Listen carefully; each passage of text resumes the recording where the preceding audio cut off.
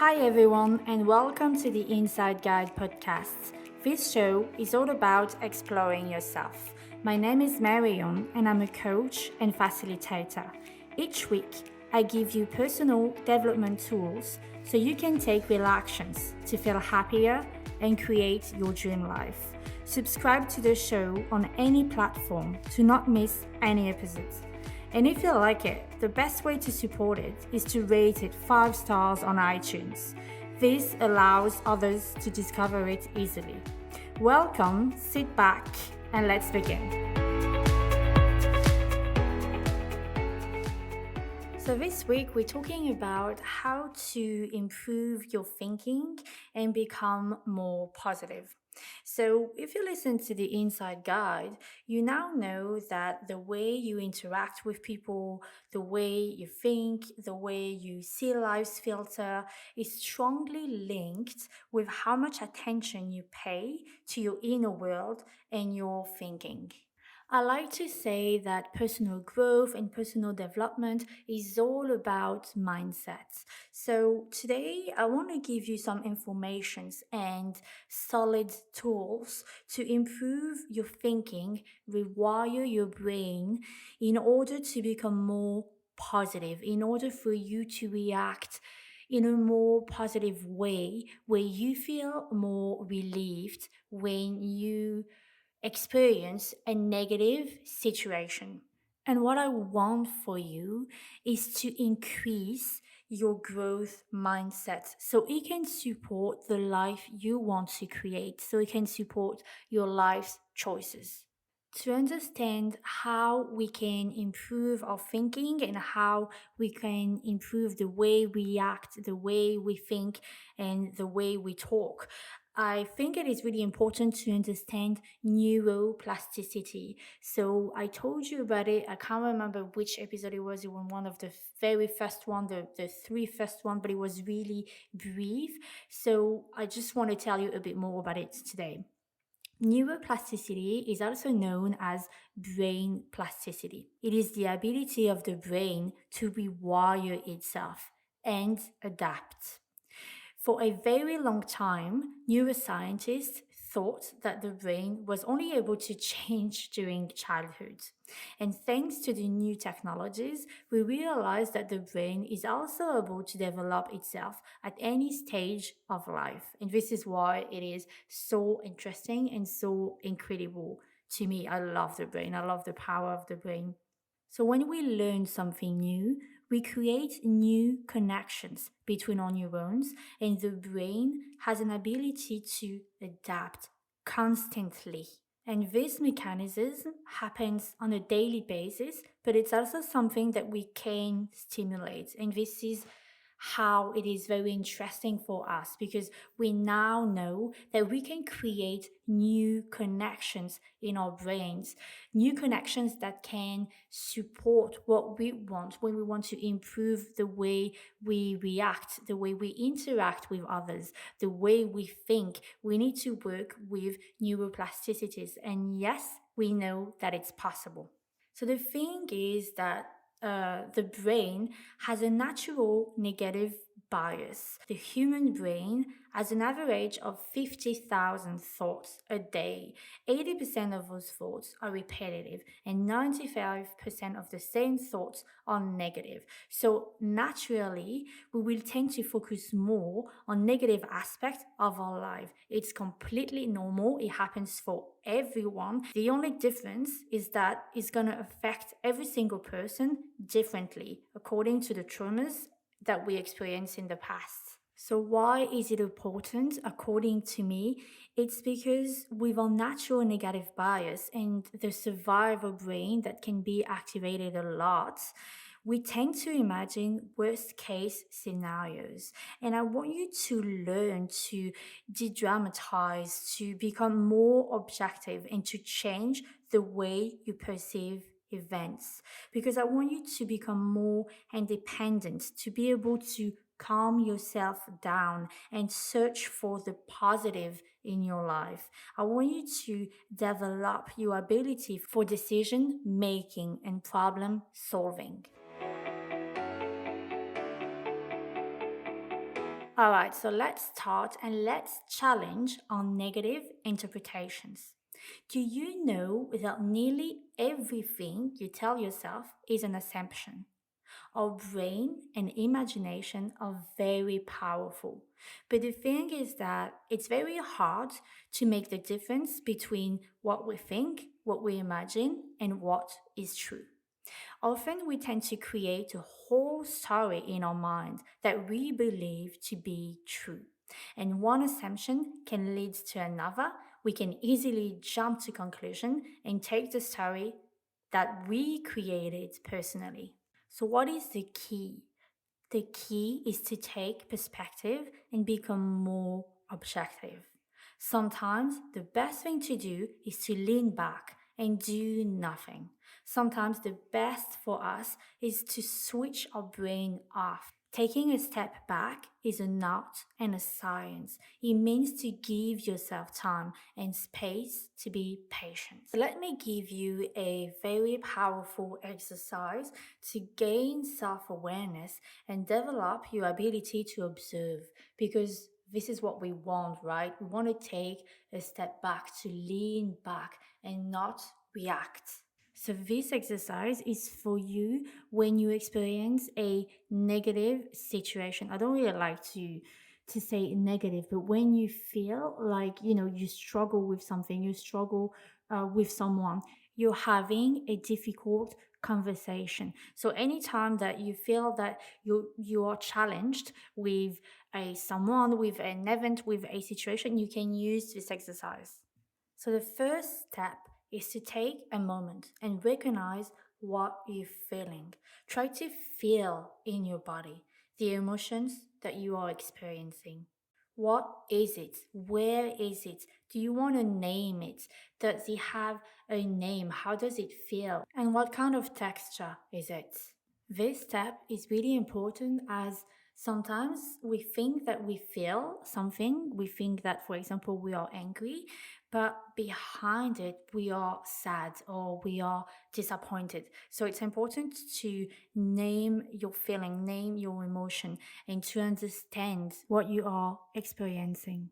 After you acknowledge the way you feel, the second step is to ask yourself questions about your thoughts. So ask yourself, what am I thinking right now? What is the thoughts that makes me feel this way? Because if you listen to the inside guide, and I've repeated this, I think 100 times all along my podcast episode, the way we feel is strongly connected to the way we think. So it is just the sentences that we repeat in our heads that will create the emotions that we are experiencing and the way we actually feel.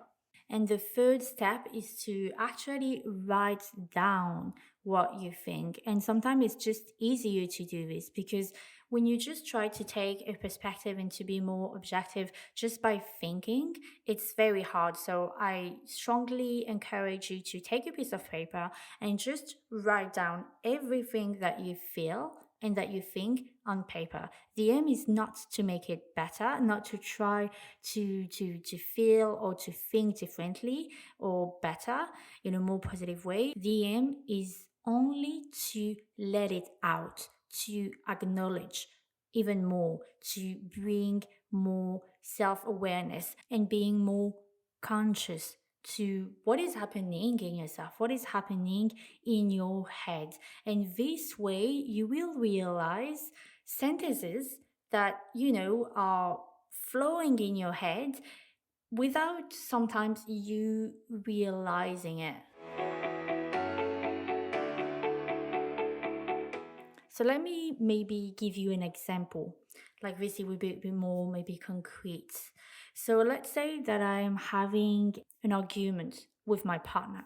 Let's say that we are arguing to know if we should wait until we buy a house. All right, it's just like I don't know. It came to my mind like this. So we are arguing about this, and let's say that he wants to buy a house right now, and I want to wait, and I start to feel that he put pressure on me. This is how I feel. So let's say that I do this exercise. So I take a moment and recognize how I feel. So I feel heavy. I feel like, like a big weight on my shoulders. I feel maybe guilty. I might feel angry, sad, whatever. And then I ask myself question, what am I thinking right now? And I try to acknowledge the way I think. So I might think, for example, I don't know, he doesn't understand me, or I have to work even more, I have to work harder, and I don't even have a job, or my job, I try to quit my job to find another one because I don't like it, and I have so much other things to think and all this stuff. So I might, it might come to me really naturally, or I might have to write it down. And even if it comes naturally, I really encourage you to write it down, because the next step, once you write down everything that you think and that you feel, to not trying to make it any better, we're going to try to improve our thoughts. So the aim is to look for other thoughts that makes me feel just a tiny bit better. Often when we work with positivity, people think that we have to jump from one to another, which is, to me, doesn't work and is useless, because when we do that we are in denial. The thing is, we want to understand why we think this way, and we want to take perspective and just react differently. So, to find thoughts that will make me feel a tiny bit better, what I like to do first is I try to step into other person shoes. Like, I know that my partner, my boyfriend, or my friend, or whoever, my sister, my cousin, has had a very tough week. Like, he or she worked, I don't know, 50 hours or plus. So maybe me too. How would I feel if I would work that much? Maybe I would feel tired, and maybe I would put a bit more pressure on myself. Maybe he or she works that much because she wants so bad this house, and it's important for her to have more money. Maybe he or she thinks that he has to work that much to have actually like a house more easily. So see, automatically when we step into other people's shoes, we can take a natural perspective and take a step back, and so it creates automatically compassion, and usually it will calm us down just a little bit. And remember that the aim is not to suddenly feel joyful and to understand everyone and to be, really into compassion. It's just to make us feel a bit better, just to feel a sense of relief. I feel like it's really important to understand our emotions. And for most of us, we don't know enough, just like the vocabulary that we can expand into emotions. And I try to work with the emotional guidance scale that I've read in one of Esther and Jerry Hicks' book on the law of attraction. And I find it very useful. So, for example, there's like 22, so I'm not going to say everything. But for example, we know, I mean, on their scale, they say that the one of the worst emotion that we can feel is fear, grief, depression, and feeling powerless. But then if we try to climb the scale to feel a tiny bit better, we're going to try to feel insecure, or maybe guilt, or unworthy. And then if we try to climb a bit, we can try to feel maybe like angry or discouraged and blame. And little by little, when we climb it, we naturally will feel a tiny bit better. And this is what I want for you. I want you to take enough perspective to climb little by little on your pace the scale of your emotional guidance, so you can feel relief. Because if we do that, at some point we're going to feel other emotions, like better emotion. Like at some point we might feel, for example, optimistic. The last step that I really like to do and that really helps me too is to build empowering beliefs or mantra. So, I'm going to try to create positive, empowering mantra so that I can repeat to myself when I am challenged with, other people, interaction, events, whatever. So in this case, for example, I can, create a mantra in my head and repeat it to myself. I am a good partner. I am a good friend. I am a good sister. I am a good whatever. And when I say positive, is that I try to build it in a way where I'm not gonna say I am not a loosey sister or I am not a bad partner. Try to make it in an empowering way so that yeah, exactly, it empowers you and it makes you feel better. And I just sometimes I write it down, sometimes I just put it on a postage and put it on my fridge or whatever, and just see it regularly will remind me that yes, I am a good friend and I have the ability to listen. Yeah, for example, you can create other mantra like I listen more than I talk, or I listen more than I react. And I find it very interesting and it helps me a lot.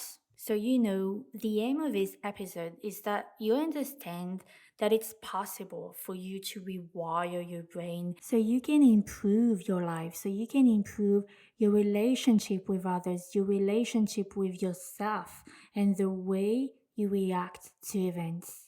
And how you can do it is to work on neuroplasticity. So, I really recommend you to spend less time on your screen and to build real habits that will develop your mind, that will create a really strong mindset for you to react differently, to be more objective, and to have the ability to take a step back, to lean back, and to react in a more positive way. So, just read more, develop your creativity, try new things, get out of your comfort zone. This is such an amazing way to develop this ability, to develop your neuroplasticity and create new strong connection between your neurons. One of the best activity that I know and that I practice and I always talk is meditation. Seriously, meditation has such a powerful effect on your brain, or even just breathing exercise. And you don't have to do it for 1 hour every day, just 5 minutes a day. Just be consistent, create real habits like practice physical activities, go for a walk, you know, practice powerful journaling.